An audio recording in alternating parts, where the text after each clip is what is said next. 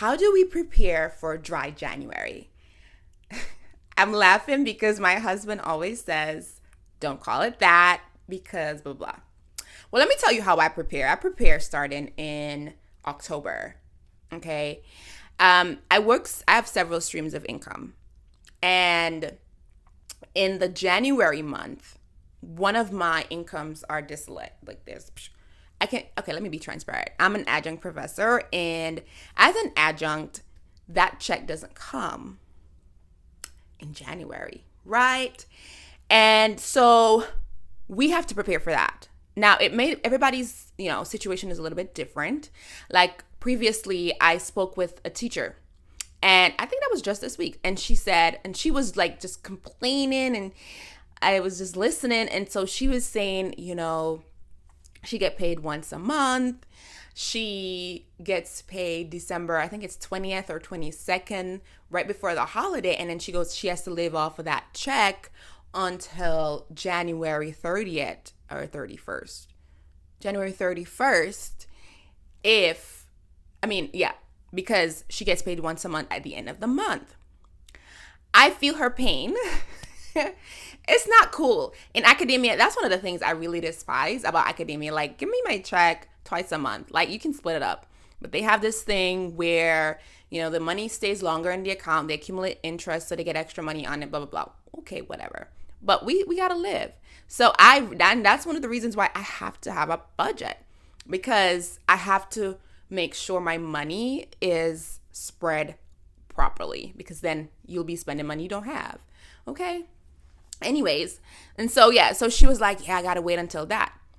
And so my thought was, well, if you know that that's the case, why not prepare for it sooner?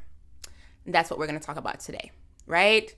And so many of us, if you are a professional, well, not a lot of professional, but if you're in academia, many of us are paid once a month. And it does take a toll on you if you're not prepared. If you are not prepared for this January season, right? Then it will get you. So how do I prepare? So I prepare starting in October, okay? And so, of course, like I told you, I do budget. And so starting in October, I'm setting money aside in preparation for January.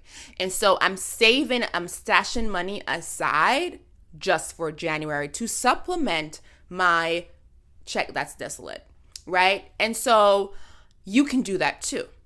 And so it may be a case where, let's say, hypothetically, so I'm using 3 months to prepare for my check that I had from my adjunct position, right? And so let's say, let's throw some numbers out there, right? Let's say my check was, I don't know, $1,000 from the adjunct position, and I'm starting to save my money aside starting in October.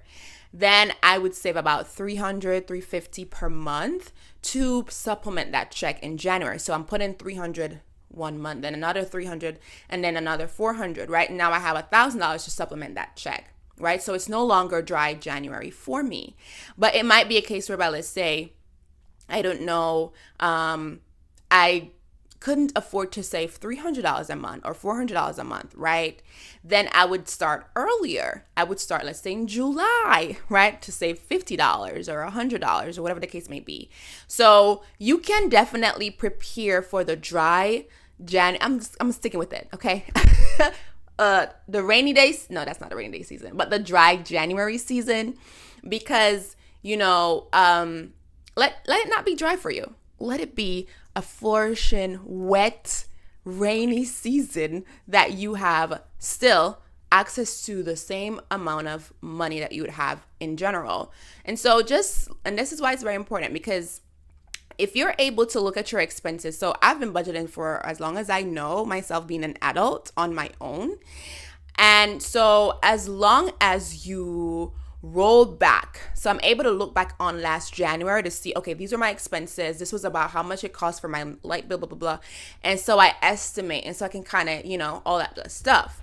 And so you want to make sure that you are budgeting so you can, and that's one of the good things about budgeting. You can go back and preference the previous years. Like, we do an in-depth analysis. Okay, I'm going to break down a video or maybe do a vlog of how my husband and we do like a full analysis of our finances, and we look at where all of our money is, how much we got in for the year, like cumulatively, how much went out, what happened, do we have money in the account saved up, so we do a full analysis. So take this time to prepare. So don't go Black Friday.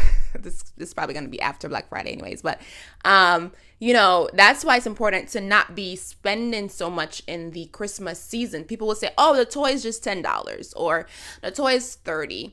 The 10 and the 30, you have all these nieces and nephews and aunts and whatever the case may be, they add up. And these 30 and 10s and whatever you're spending could be something you're setting aside for dry January. I'm just saying. So you want to think critically as it relates to your money, okay?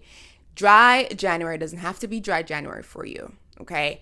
You can start preparing for dry January as early as July, as late as October, November, whatever the case may be.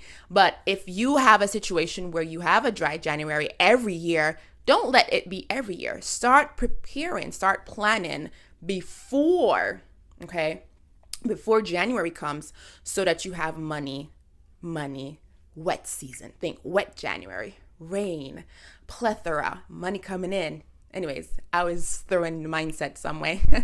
But anyways, I hope this helps. If you liked what I was saying, click like, subscribe, and do share this video for those of us. I think everybody needs to really watch this video because dry January is a thing for everyone. I used to have it too. And so, yeah. Alrighty. See you next time.